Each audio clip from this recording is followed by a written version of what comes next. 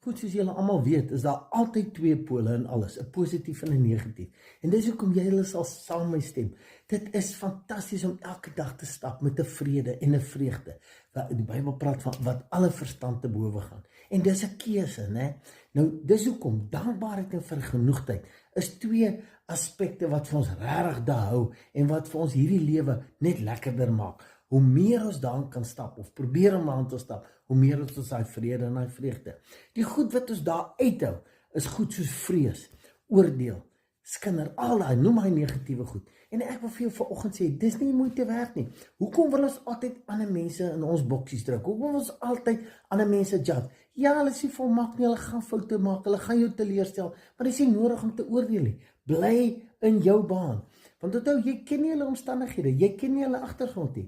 Maar soos jy dink, so is jy. So bly in dankbaarheid en vergenoegdheid.